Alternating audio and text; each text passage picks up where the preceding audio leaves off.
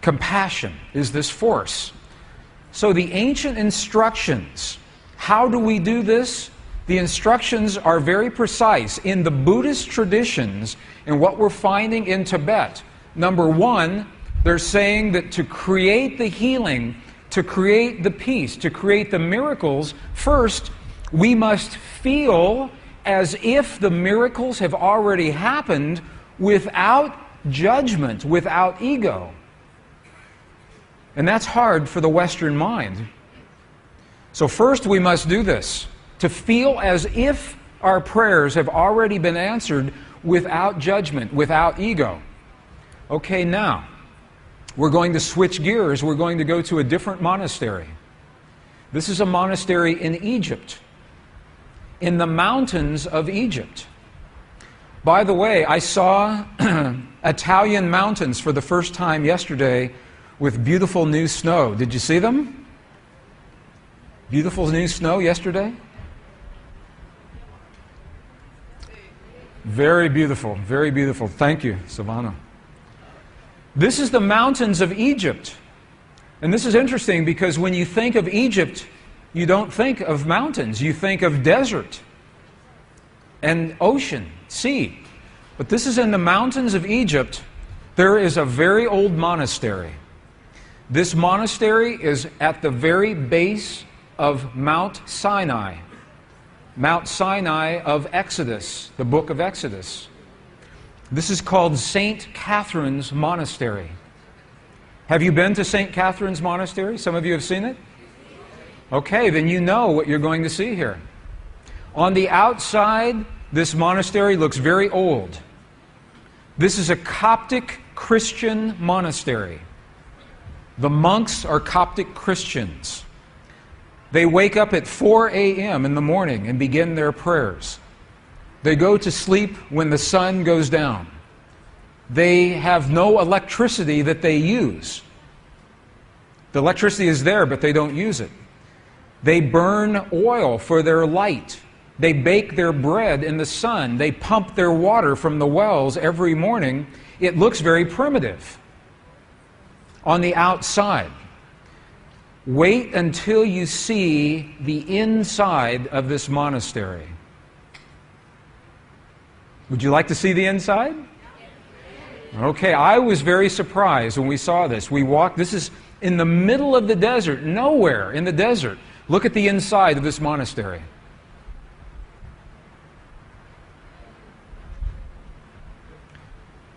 The first time I saw this, in the middle of the desert, I thought, how could they do that? And then I remembered the monastery has been there 1,500 years. They've had 1,500 years to decorate.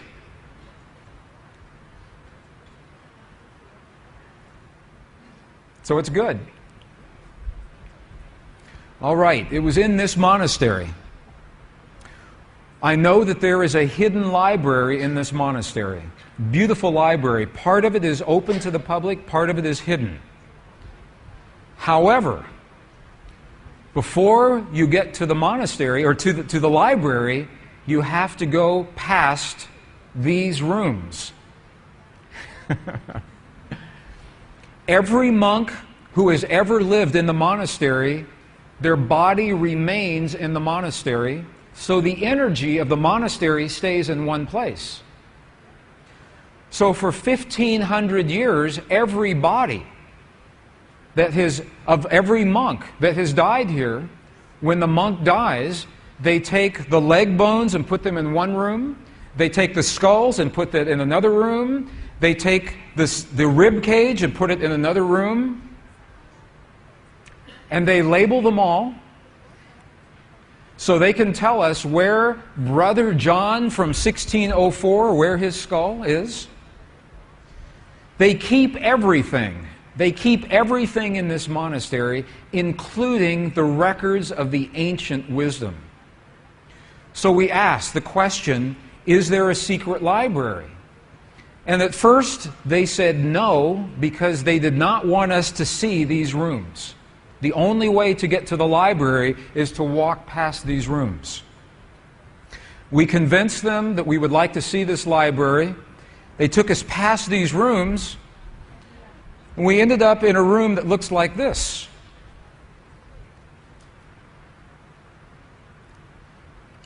Now, can you see this door right here, the arch? Do you see the archway? And do you see this little window right here? There's a little window that's covered with brown paper. And this abbot right here, here's the abbot of the monastery. He's the man in the very back. I apologize, you can't see my pointer, but he's the man in the very center. I asked this abbot, can we look inside that room? And he said, no, it's not possible. And I said, please? And he said, we cannot. And I said, we've come a long way just to see this place. He said, okay. But he said, no photograph. No photograph. So I do not have a photograph. I want to tell you what's in this room. Now, this is an old monastery. They bake their bread in the sun. They use oil for the lamps. They have no electricity that they use. And we walked into that room, and all of a sudden, there is a room full of computers. Apple computer, Macintosh computer, IBM computer, scanners, satellite boxes. And I said, what are you doing in this room? And the monk became very serious. He said, we have been in this monastery 1,500 years. And we've been very fortunate because we have never been overrun by a foreign army. We've never been taken over. He said, but we think that this monastery will be destroyed in our lifetime.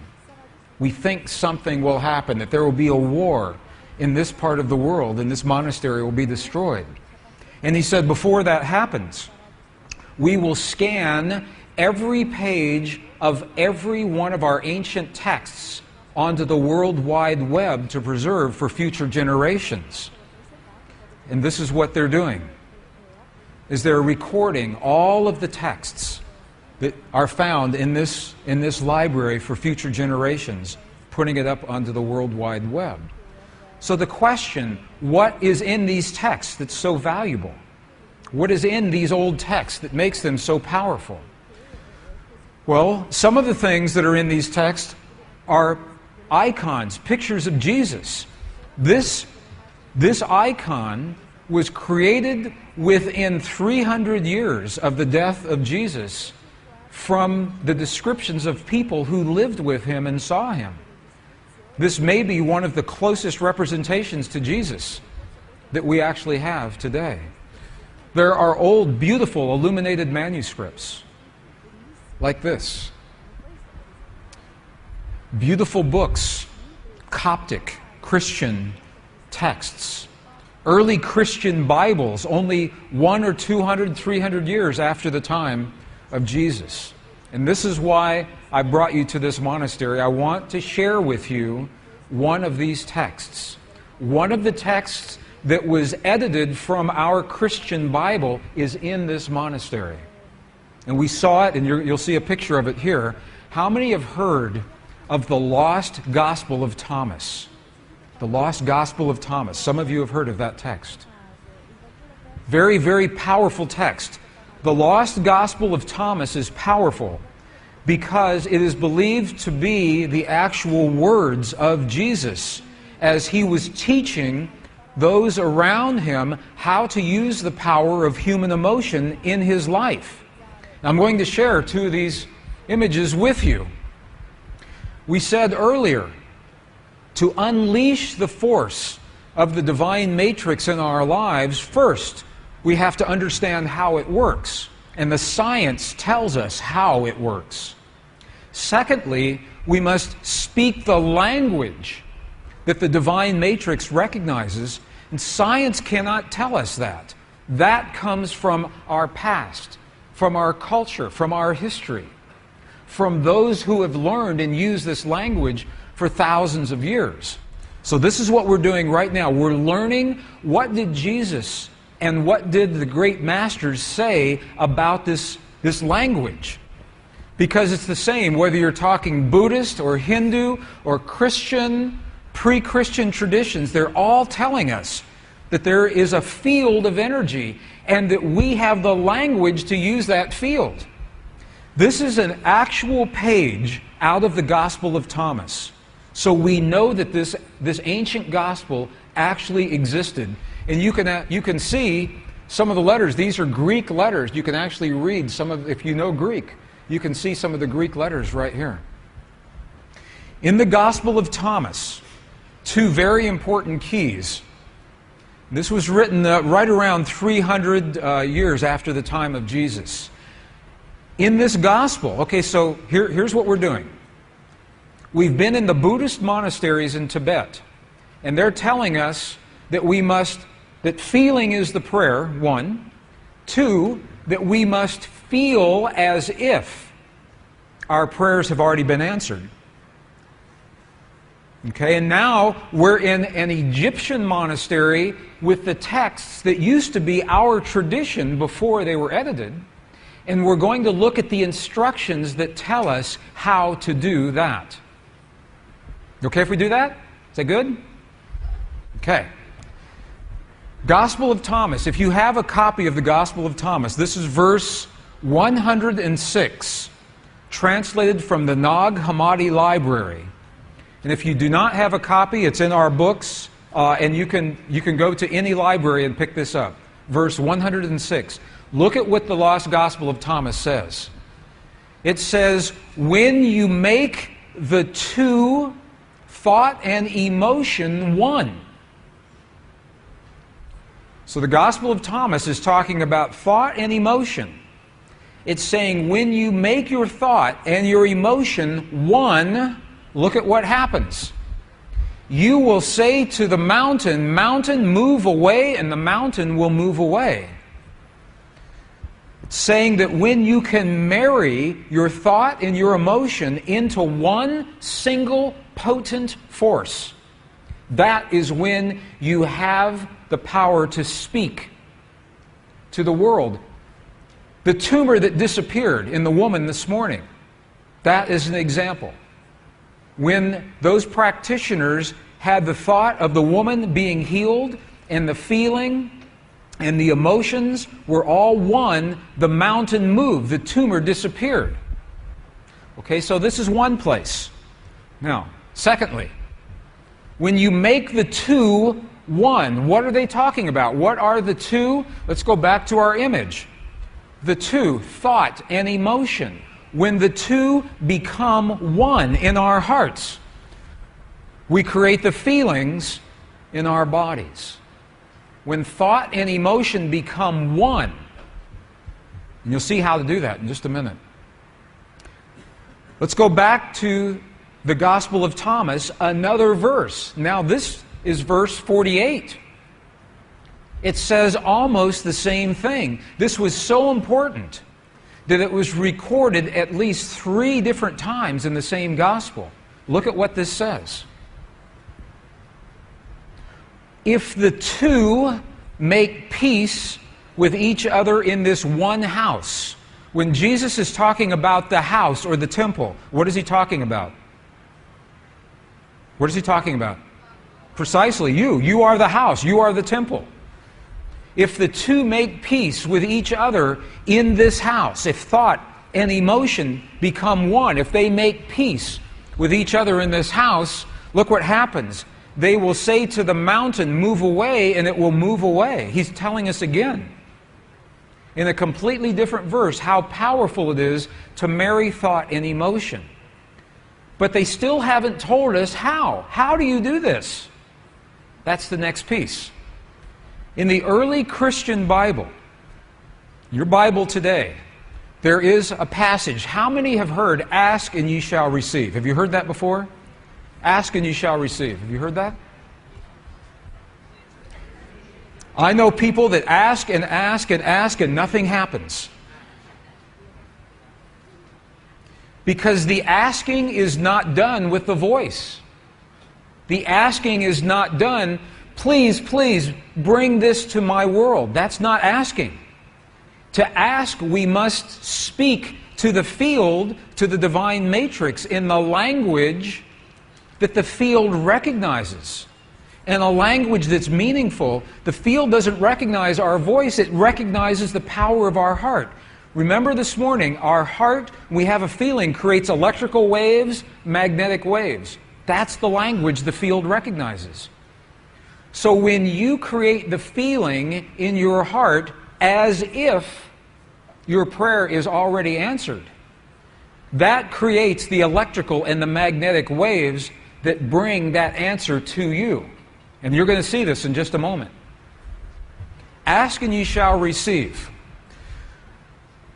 While we still have this passage in our text, in the Bible that you have today, the King James Version, John 16, 23, 24, what you have is the condensed version. You have the edited version. The edited version looks like this. This is the edited version. Whatsoever ye ask the Father in my name, he will give it to you. Hitherto have ye asked nothing in my name. Okay? Ask and ye shall receive, that your joy may be full. Okay, this is the edited version. This is so amazing to me because they took out the two sentences that tell us how to ask. In the 4th century, when the edits happened, they took those two sentences out. Would you like to see those two original sentences? Okay, we'll go back into the original Aramaic and we'll look at a new translation. This is the original Aramaic. It begins, it looks very similar. So this is the retranslated version with the missing pieces. All things that you ask straightly, directly from inside my name, you will be given. It says, so far you've not done this, because if we ask with our voice, we have not done this. Now here's the piece that was edited. Here is what was lost. Look at these two very powerful sentences. Ask without hidden motive and be surrounded by your answer. Be enveloped by what you desire, that your gladness be full. Look at what it's saying. It's not saying to speak a word, it's saying to be surrounded, to feel as if. If you are surrounded, you are feeling as if your answer has already happened. Be enveloped. If you want the perfect relationship in your life, if you want the healing in the body of your loved ones, feel the feeling of what it is like as if that has already happened. Be enveloped by what you desire, because that is when your thought and your emotion become one. You think the thought of the healing in your loved ones, and you feel the love of that thought. They become one, and that is the language that this field recognizes. Does that make sense? Are you okay with that?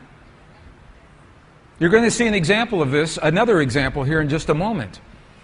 Ask without hidden motive. What does that mean? Hidden motive. Ask without judgment. This is precisely what the Buddhists are telling us. Ask without the judgment of the right or the wrong or the good or the bad. Ask without the ego. Ask from the heart. Is this meaningful to you? Is this helpful at all? Let me give you an example then. Because to be, if it says be surrounded, that means to feel as if. To feel as if. Now, if that sounds too religious, because it's from the Bible, we spoke this morning about Neville, the philosopher Neville, early in the 20th century. His book, The Power of Awareness. Look at what he says. It's the same thing. Neville says, you must make your future dream a present fact now by assuming the feeling of your wish fulfilled, to come from the place that it's already happened. Now, this is what those practitioners did with that cancerous tumor. I want to just elaborate on this a little bit. When those practitioners healed the woman with her tumor this morning, they did not judge the cancer as wrong or bad or right or good. There was no judgment.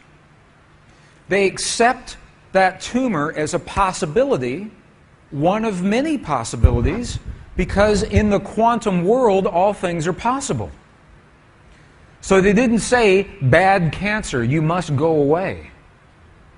Or we're going to operate on you, or we're going to use radiation on you. They didn't do that. They accepted the cancer as it was, without hidden motive, without judgment. And they said, now we're going to choose a new reality by feeling, assuming the feeling as if the woman is already healed. So what they did was they felt the feeling as if the woman was fully healed, fully enabled, fully capacitated, already happened. And the chant that they were using, wasa, wasa, loosely translates into the words, already done. Already done. And then when they got excited, they said, mate, mate, mate, means now, now, now, not a year from now, not a month from now, not 5 minutes from now, now, in the quantum world, now. And her body responded. It must. Physical reality must respond to the language that it understands. So in the Buddhist traditions, they are telling us the quality of the feeling. And in the Judeo-Christian traditions, they are giving us the instructions to be surrounded, to be enveloped, how to create that feeling. And when you put those all together, it's something that happens in our hearts, not in our minds. Feeling as if the prayer is already answered with no judgment and no ego, and feeling from the result. Feeling from the result as if it's already happened. Are there any martial artists here in the room? Karate experts? I studied martial arts when I was in my 20s and 30s, a little bit in my 40s and 50s. Have you seen martial artists when they demonstrate their focus by breaking a concrete block? Have you seen that? You've all seen that before, right? Okay, here's the secret. Here is the secret to breaking that block. When the martial artist is focused on that block, the very last thing that they are thinking is about their hand hitting the block. Because if they think about that, they know it will hurt. So they focus on what happens after their hand has passed through the block, as if it has already happened. They focus on a place below the block and feel the feeling as if their hand is already in that place. That is a metaphor, that is an equivalent for what we're doing with the power of emotion. Feeling as if the experience has already happened. When I left the corporations as an engineer, I moved into the high desert in the United States, a place called Nuevo Mexico, about 3,000 meters above sea level is where my home is. And there are indigenous people, native people in that area in the early 1990s. And it was during this time that this part of our country was experiencing the worst drought in over 100 years. No rain during this time. And a native friend of mine called me one day, and he said, "Greg, would you like to come with me to a place, a very special place, where my ancestors have gone for many, many years to pray rain?" So would you like to come with me to pray rain? Now, I like the language that he used, because he said this place is special because the skin between the worlds is very thin in this place. I like that language.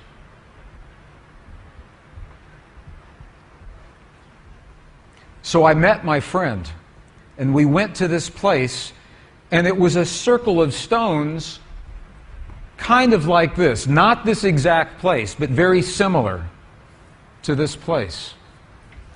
Now, I was not prepared for what I saw, because I believed I would see some dancing, some chanting, some singing, some Native American stuff. And that's not what happened at all. My friend sat down and took off his old shoes. With his naked feet, he stepped into the stone circle.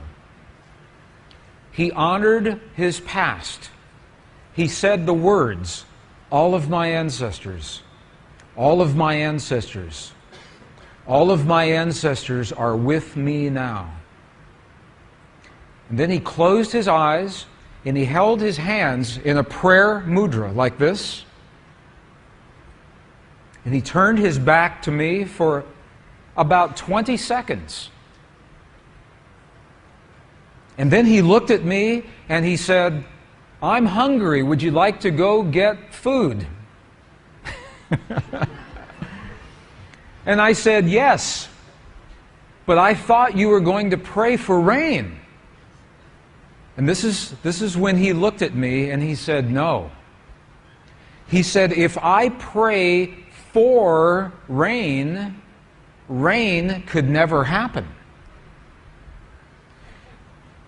He said, "Because the moment you pray for something, you have just acknowledged it is not here now. If you say, 'Dear God, please let there be rain. Please let there be healing in my loved ones. Please let there be peace in the world. Please let my soulmate come into my life.' If you say that, what you're acknowledging is that it is not here now. You remember, the divine matrix is very literal. If you say, 'Please let,' the divine matrix says, 'Okay, I will let and let and let,' because there is no completion, there is no outcome. Does that make sense? So I asked my friend, his name was David. I asked my friend David, I said, "If you did not pray for rain just now, what did you do when you closed your eyes?" Such a beautiful story. He said, "When I closed my eyes, I felt the feeling as if the rain has already happened." He said, "I felt the feeling of what it feels like to feel my naked feet in the mud in my pueblo because there has been so much rain." He said, "I smelled the smell of what it smells like when the rain falls off of the earthen pueblo walls in our village." And he said, "I felt the feeling of what it feels like when I run through the fields of corn and the corn is so high because there's been so much rain." He said, "And then I gave thanks of gratitude and appreciation for the rain that has already happened." So he didn't ask for the rain. Now this is interesting. When those practitioners worked on the woman with the cancerous tumor, they did not judge the tumor as right, wrong, good, or bad. They accepted it as it was, and they said, "Now we're going to make a new reality." When my friend David prayed rain, He did not judge the drought. He said, this drought is our medicine until now, and now we will create new medicine. This is key. Feeling as if it has already happened. Well, I'll tell you the rest of the story. We had lunch that day. By the time I got back onto my property that afternoon, something began to happen that had not happened for a long time. Big black clouds were coming in from the eastern mountains, and it began to rain that afternoon. And it rained that night. It rained the next morning. It rained into the afternoon. By the evening, it had rained so much and the ground was so dry that it began to flood. The roads were flooded. The crops were flooded. The cattle were stranded. And I called my friend David on the phone and I said, this is a mess. I said, what in the world is going on? And he said, that's the part of the prayer the ancestors could never really explain.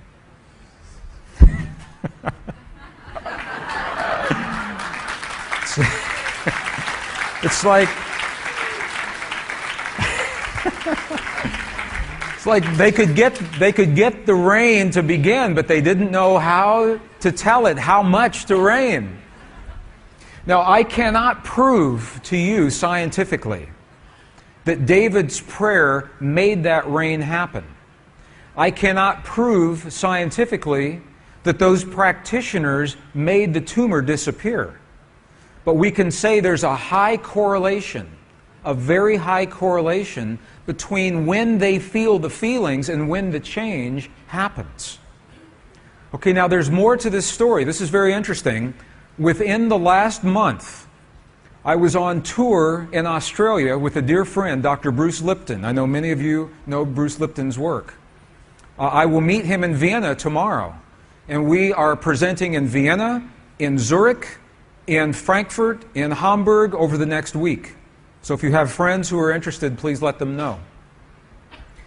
Can we bring the light down just a poquito? Just a little bit. It's a little washed out, isn't it? It needs just...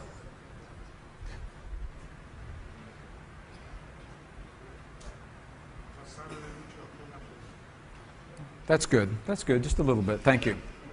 So we were in Australia last month. While we were in Australia, something happened. Look at this. While we were in Australia, Prime Minister John Howard made an announcement. He said the rivers of Australia have dried up. There is no water. It's all dust. This is a river. This is a riverbed right here. He said there is no water for crops, no water for cattle, no water for irrigation. Australia is in big, big trouble right now. This is the front page of the Australian newspaper. John Howard asked the nation to pray for rain. What happens if you pray for rain? Okay. But there's more to the story. Because Bruce Lipton and I were in Sydney, Melbourne, Brisbane doing these seminars. And there were people from the government in the audience. The next day, look at what happened. They declared a national rain day. But look at this. The idea was inspired by Greg Braden's book, The Isaiah Effect, in response to Prime Minister John Howard calling on the Australians to pray for rain. Before we left Australia, something began to happen. And it started to rain, and it rained, and rained, and rained. And we were in Sydney, and it rained so much that the streets were flooded, and people were not prepared. But the good news is that it is raining in Australia. Now, I cannot say scientifically that those prayers made that rain happen. But I can say there's a high correlation between the time the prayers happened and when the rain occurred. And this is a connection that our ancestors have told us for hundreds and thousands of years, that we can speak to the elements of the earth. We can speak to our bodies. We can speak to the world around us to create peace. In the early 1980s, Israel and Lebanon were in the first Israeli-Lebanese war, the first war. Researchers from the United States performed an experiment in the Middle East. They trained individuals to feel the feeling as if peace has already happened. This was the very famous experiment. Orme, Johnson, Alexander, Davies, Chandler, Larimore were the authors of the experiment. The experiment was called the International Peace Project in the Middle East. The results of this experiment were so profound that they were published in the Journal of Conflict Resolution, Volume 32, 1988. So the reference is here if you'd like to see this for yourself. Here's what happened. Here's what happened. They trained individuals to go into the war-torn areas and feel the feeling as if peace has already happened. They did not judge the war. They did not judge the Israelis good or bad, or the Palestinians good or bad, or the Lebanese good or bad. There's no judgment, no ego. They simply went in and felt as if the peace has already happened. Just like David felt as if the rain has already happened. Just like the practitioners felt as if the woman is already healed. You see where we're going with this. And what happened was each time the practitioners performed this experience, peace happened in the Middle East. Terrorist activities stopped altogether. Crimes against people declined. Emergency hospital room visits declined. Automobile accidents declined. And when the people stopped their feelings, all of those statistics reversed. Everything went back to where it was. And the researchers said, well, maybe it's a coincidence. Maybe it's a holiday. Maybe it's a full moon. Maybe there are more people on the streets today than yesterday. So they did the experiment again and again and again, and every time the results were the same. In fact, they were able to determine how many people it takes to feel peace for peace to happen in that area. And here's what they found. Very small number. They said if you can get the square root of 1% of your population to feel peace, peace will happen. What does that number look like? Well, let me show you the math. These are very small numbers. The square root of 1% of the population. If you have a city of 1 million people, how many people are in Milan? Do we know? Approximately? 5 million? So, okay. Yeah, well. So, muchos personas, right? Okay, if you have a city of 1 million people, here's how the formula works. You take the number of people, total number of people, multiply by 1%, so 1 million times 0.01 gives you the number 10,000. Okay? Now you take the square root of 10,000,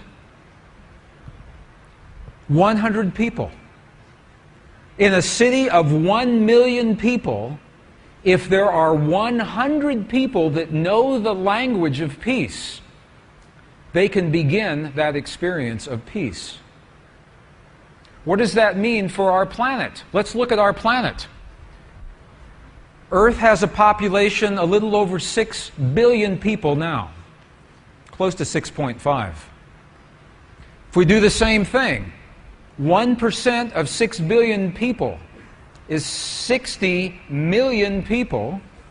If you take the square root of 60 million people, the number is just under 8,000, 7,746 people.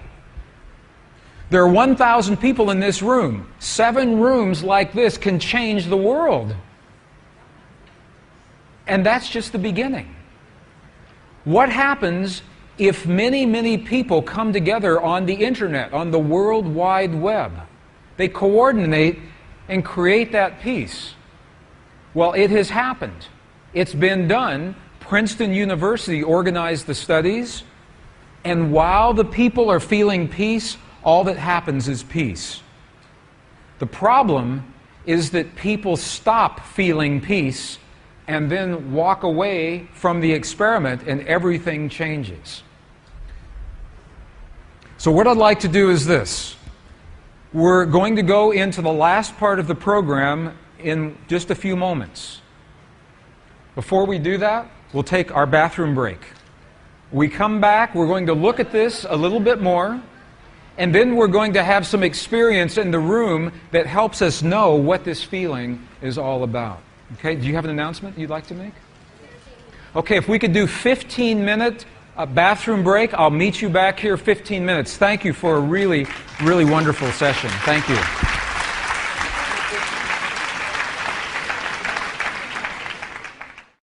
So this is a very fast day. We have a little bit more I'd like to share and have some experience here in the room.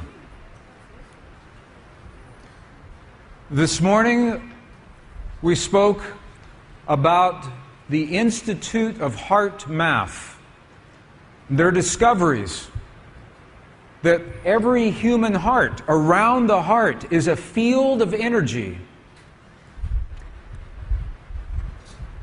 5 to 8 feet, 2 to 3 meters diameter. And this field of energy can be measured now in ways that make it very useful to us. So this field of energy, if you are within 2 to 3 meters of another person, you are sharing their heart field. So in this room, there are approximately 1,000 people in this room, 1,000 heart fields, but we are all sharing one field in this room. Yes? Does that make sense? Okay. So, the Institute of Heart Math has designed equipment that will help us to measure this field in the room. If we can detect the heart field of one person, because we are all linked, then we are all detecting one another's field. So we have a little experiment that I'd like to do this afternoon. The purpose of this experiment, it will help us to know what kind of feeling in our heart creates the effect in our world. And this is what I'd like to do for the rest of the afternoon. So let me explain a little bit about how this works. I have some equipment on the computer here. If I can measure you, or you, or you, or me, I'm measuring the entire room because all of the fields are linked together. Okay? Is that okay? So if we can measure either what is called HRV, as in Victor, HRV, heart rate variability. If we can measure heart rate variability, or we can measure pulse transit time, or we can measure respiration. If we can measure any of those things, then we are able to tell what kind of signal our heart is sending to our brain. every moment of every day, your heart is having a conversation with your brain. Every moment of every day, your heart is sending signals to your brain, telling your brain what kind of energy to send to your body. So if you are experiencing stress, that is one signal your heart sends to your brain, and your brain sends stress chemistry to your body. That's not good. But if your heart is experiencing compassion, joy, love, gratitude, appreciation, it's sending a different signal to your brain, telling your brain to give life to your body. So a positive conversation is life-affirming. A negative conversation is life-denying. Every moment of every day, there is a signal from your heart to your brain. So if we can measure pulse transit time, heart rate variability, or respiration, we can tell what kind of signal is going from our heart to our brain for the whole room. We can do this. So I'd like to do that. Are you okay? Would you like to try an experiment here and see?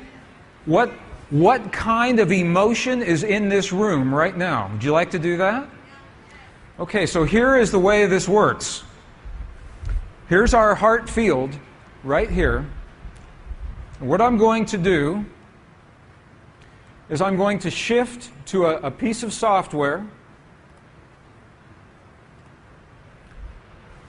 that will allow us to measure this field in the room. In every moment of every day, our nervous system, linked with the heart, is using what is called sympathetic nervous system. Sympathetic nervous system is okay? And parasympathetic nervous system. Sympathetic and parasympathetic. Stop and go. For every moment, if I stand here like this, and I blink my eyes like this, my heart had to speed up and slow down so I could blink my eyes.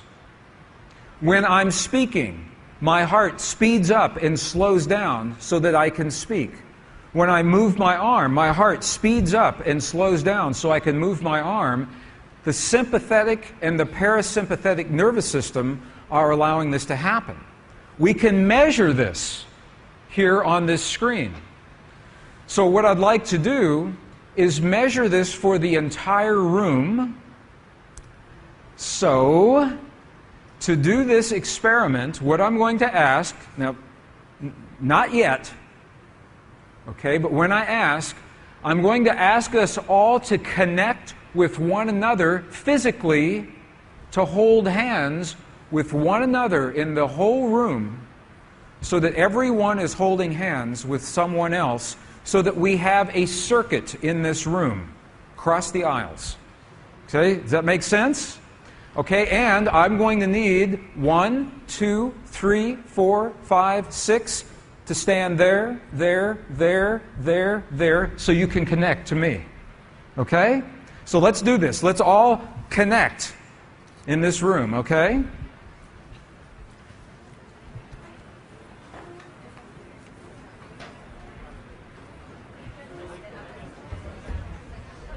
Everyone should be holding hands with someone else so that we are all connected in one circuit. Yes, someone up here, because I'll have to be holding.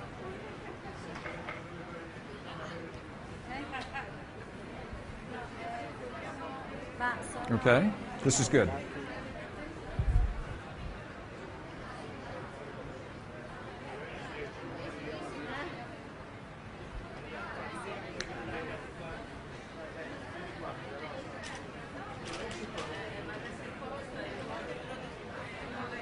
That's okay, you can, right there, right there.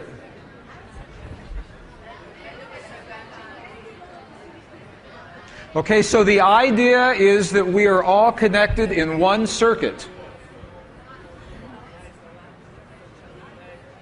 In just a moment, we won't need the circuit. But for right now, we have this circuit, okay? Now, you're all connected to me. I am connected here to the machine. So we are all reading one reading together. So I'm going to begin this. Okay, can we bring the light down just a little bit, please? Okay, can you see the purple color? What is purple in Italian? Viola? Okay, viola. See the viola? And Simone? And how do you say yellow? Giallo. Giallo. Giallo here. Okay. Simone, sympathetic nervous system. Viola, parasympathetic nervous system. Giallo, balance. It's the balance between. So the ideal reading that we're going to accept is a reading right in the center of the yellow. 0.01 is the reading that we're going, is the optimum reading. And what this is going to do, it's a real-time, a live reading in our group audience. We are no longer individuals. We are now a community. We are a community sharing a heart field. And we're measuring the conversation between our heart and our brain in this room when I begin the experiment. And you will see it change as we go through this experiment. So here. I'm going to begin, and it takes only a moment to calibrate. See, it's calibrating here. Okay. And when we begin, watch the bottom graph, and it will be a bar chart. You will see the bar chart. Let's see.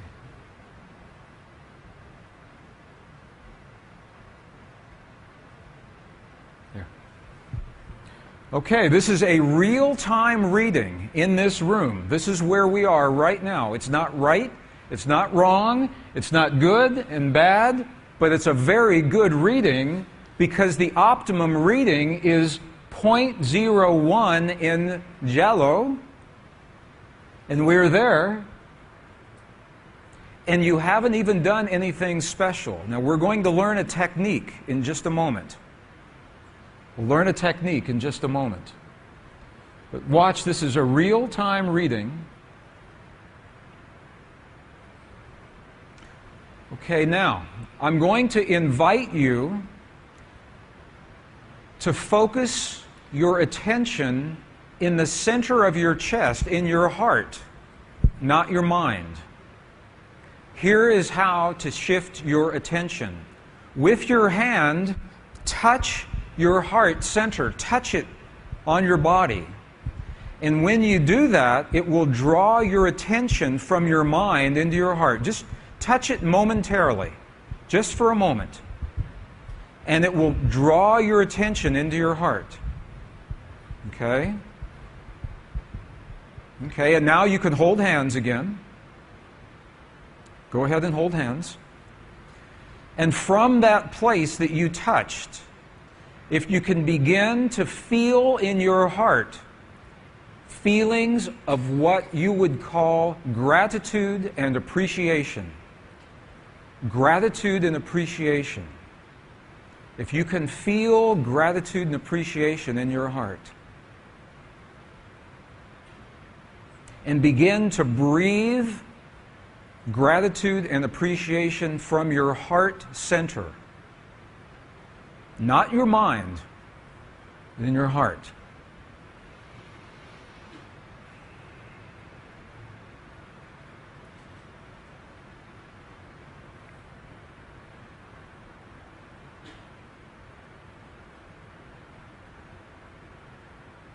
Okay, and you can look at the screen, look at what's happening. All of our readings now are concentrated in the yellow. because we're becoming very balanced right now. These are good readings. We're becoming very balanced. Breathe into your heart center gratitude and appreciation.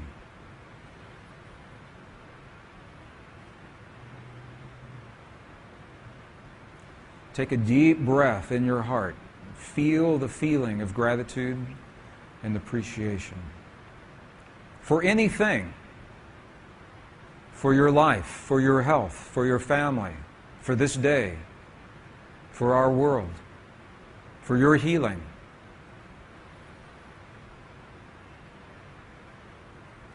And look at this reading right now. Look at this. Look at this.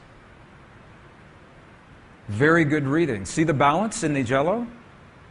All right, now drop your hands and feel that feeling. Drop your hands and feel that feeling. And look at what happens. The field connects us without touching one another. We don't need to hold our hands because the field has connected our hearts. And it's already happened. You do not need to physically touch another person. The field has connected us right now. Beautiful readings. This tells us that your heart in this room is a very balanced heart room. And with that balance, we can create miracles. They may be happening right now. This is the place where miracles happen, where healings happen. Sometimes physical, sometimes emotional. This is the place where these things happen.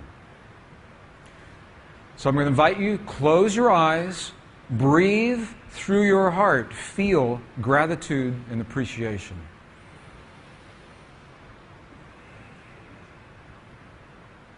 This is the feeling that the Tibetan monks and the nuns teach in the monastery.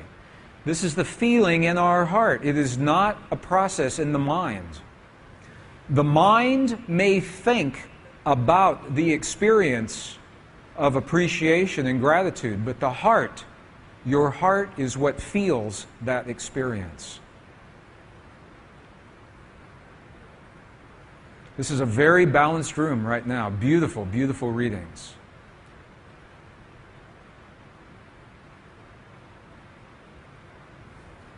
Okay, so you can open your eyes. That's one little experiment. Does that help to have the feeling? Does that help?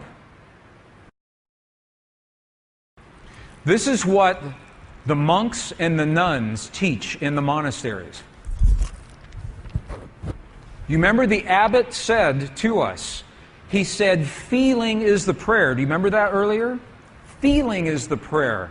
The monks and the nuns, they spend 12 hours, 14 hours, 16 hours in a day in the monastery creating the experiences that give them the feeling, and the feeling is the prayer. We are conditioned to live our lives in our mind and discount our feelings when the truth is that our greatest experience, our greatest power comes from the feelings of our heart. So I wanted you to have just a little experience here this afternoon so that you know the kind of feeling in your heart that creates those effects. And that's what we did. So thank you for our little experiment here. There is no contest. It was just a way, no right readings or wrong or good or bad readings. It was just a way for us to know the feeling in our hearts. Can we bring the lights down just a little bit, please?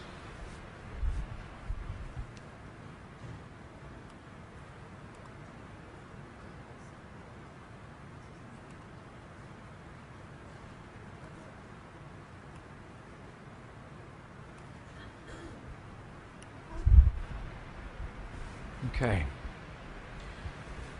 We began this morning with two false assumptions that science has asked us to believe. Number one, science asked us to believe that space is empty, that there is nothing between you and me, and now we know that's not true.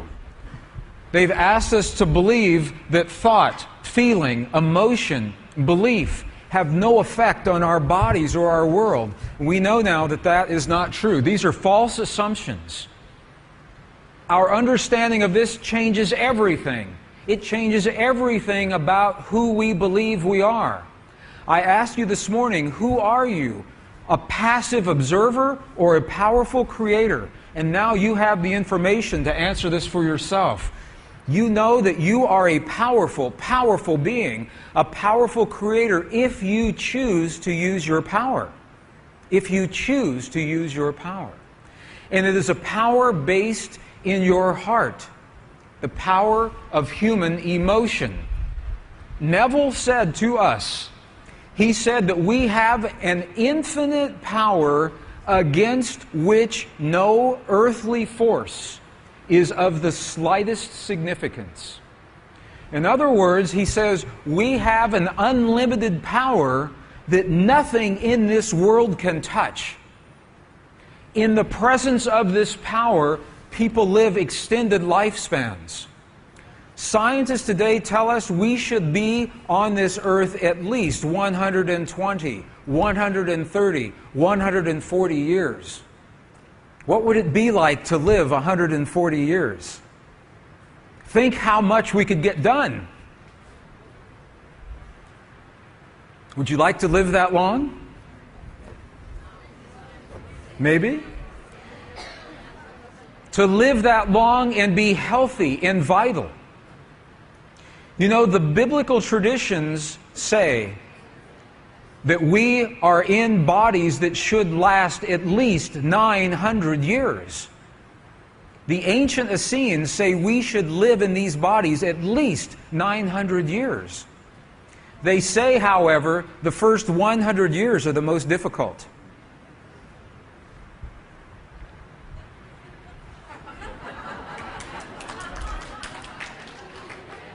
Well, let me share with you why. They say that the first 100 years are the most difficult. And here's the reason why. Have you ever wondered why we are such powerful beings? Every cell in our body can reproduce. The cells in our heart can rebuild themselves. The cells in our brains can rebuild themselves. You are rebuilding yourself every moment of every day. Why would such a powerful being suddenly die after only 70 to 100 years? Have you ever wondered why? Why are we limited to a lifespan of maybe only 70 to 100 years? Why is that? The ancient Essenes say that those first 100 years are the most difficult because it takes us about 100 years to learn how to heal the hurt of living in this world.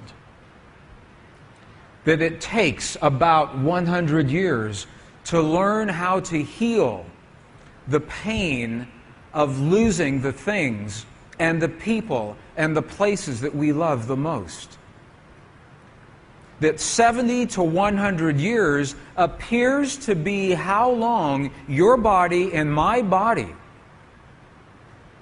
can sustain itself in the presence of unresolved hurt. The unresolved hurt of losing the people that we love and hold dear, and of seeing the world change so very, very quickly. They say that the secret to living beyond that 70 to 100 years is to find a way to reconcile, to resolve, to heal the hurt of the things that we lose in this life. And that it takes about 70 to 100 years maybe to do that. So I think that's what we're doing now. If we can love one another, and if we can love this world enough to allow one another our experience and know that we have this power within us.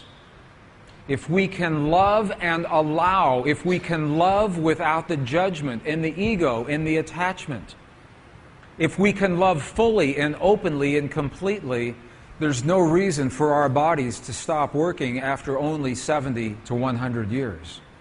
And now scientists are telling us precisely the same thing. To unleash that force of long life, of the divine matrix in our lives, we must first understand how it works. And we took the time before lunch to do that. You now understand that this field of energy is everywhere, all of the time. That this field of energy has been here from the beginning, from the time of the Big Bang. That there is no empty space. That every place in the universe is pulsing with a living energy. You now know that. And you saw the experiments that show that the DNA of the human body is in communication with this field. The DNA speaks to the field. And you saw the experiments that show that the feelings and the beliefs in your heart create the waves, the standing waves that speak to the field. You now know these things. You don't have to suspect them. You've seen the experiments. So now we know how to speak the language that field recognizes. It's the power of human emotion. It's the power of human feeling. You felt that this morning when you saw the two baby girls. Isn't that an amazing picture? An amazing picture.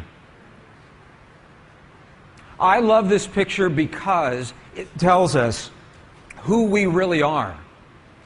They are too young to have learned this from their parents. This is inherent in our being.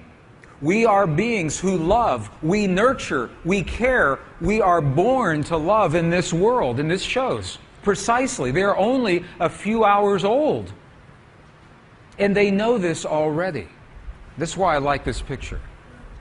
That feeling, that is the feeling that reminds you of the power in your heart. It reminds you, as Neville said, that there is a power within you that nothing on this earth is stronger than. There's a power within you that allows you to transcend the laws of physics and biology as we know them today. Because what the experiments showed is that in the power of your emotion, in the power of the feeling that you have when you see this, you are no longer limited by the laws of biology and physics as we know those laws today. And that is a powerful place to be. Rumi said, "What strange beings we are. Sitting in hell at the bottom of the dark, we're afraid of our own immortality. Maybe we're afraid of our own power." Maybe we're afraid of our own power. Because if we really understood that within every human heart is the power to create in this universe in ways that we can only imagine, what would our world be like? I think we're about to find out. I think we're about to discover precisely that.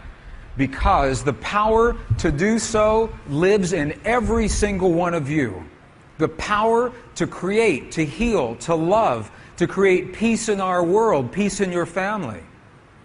To have the love and the nurturing that you choose and desire. That power is already in your heart. The secret is you must feel the feeling as if it has already happened, so that the divine matrix can give you what it is that your feeling has just identified. The feeling. The secret is that you must become in your lives the very things that you choose to experience in your world. You must feel it first so that the field can mirror it back. Does that make sense? Are you okay with that? Does that make sense? Okay. We're very near the end of our program for today. I'm going to ask you some questions. I want to know, first of all, has this information been meaningful to you? Does it make sense to you? Yes or no? Thank you. That's only one question.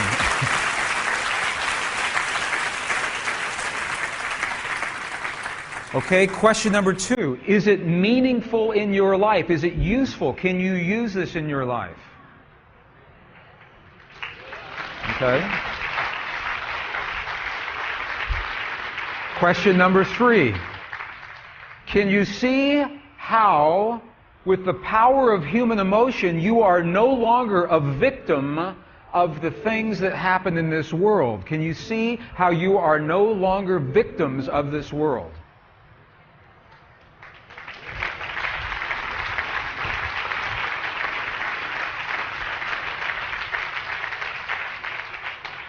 Okay, if that is true, then you and I have done our work very well together today. Bring it down, please. There's our home. It's our home. Thank you. Thank you.